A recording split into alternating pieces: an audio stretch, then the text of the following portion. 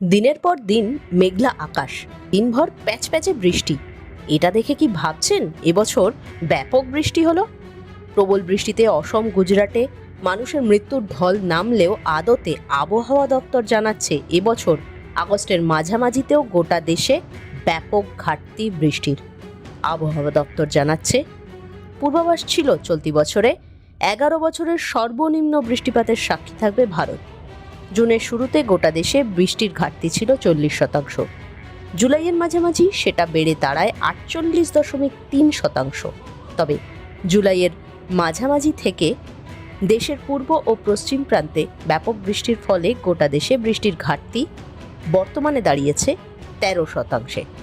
আসলে দেশের বেশ কিছু রাজ্যের বেশ কিছু অংশে ব্যাপক বৃষ্টি হয়েছে, এমনকি বন্যা হলেও এর বেশিরভাগ রাজ্যে এখনও এবছর বৃষ্টির ঘাটতি। রাজ্য অনুযায়ী মোটামুটি বৃষ্টির ঘাটতি সবচেয়ে বেশি হয়েছে মেঘালয়ে, সেখানে 58% বৃষ্টির ঘাটতি। বিহারে 41% বৃষ্টি কম হয়েছে, মণিপুরে 40%, অরুণাচল প্রদেশে 39%। অন্যদিকে অন্ধ্রপ্রদেশে 37% বৃষ্টির ঘাটতি রয়েছে, পাঞ্জাবে 37% ঘাটতি রয়েছে। এমনকি দেশের অন্যতম বড় রাজ্য কর্ণাটক, উত্তরপ্রদেশ, মধ্যপ্রদেশ, রাজস্থান, তেলেঙ্গানায় 20 থেকে 10% করে বৃষ্টির ঘাটতি। গত 2 সপ্তাহ সেখানে বৃষ্টি হওয়ায় এই ঘাটতি কিছুটা কমা সম্ভব হয়েছে। এই পরিস্থিতিতে পানীয় জলের সংকটে বাণিজ্য নগরী মুম্বাই। মহারাষ্ট্রে ব্যাপক বৃষ্টি হলেও তা বৎস, মোদক সাগর, তানসা, মধ্য বৈতরণ, তুলসী ও বিহারের মতো 7টি হ্রদকে এখনও পুরোপুরি জলে ভরতে পারেনি।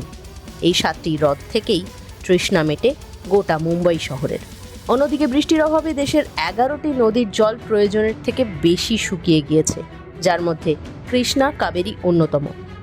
উত্তরপ্রদেশের মিলেট চাষি, মধ্যপ্রদেশের সয়াবিন চাষিদের মাথায় হাত। মধ্যপ্রদেশের প্রায় 59 লক্ষ হেক্টর জমিতে সয়াবিন চাষ শুরু হয়নি। অন্ধ্রপ্রদেশে বৃষ্টি এতটাই কম হয়েছে যে কৃষি দপ্তর চাষিদের ধান চাষ করতে নিষেধ করেছে। কম জল প্রয়োজন এমন চাষ করার অনুরোধ করা হয়েছে।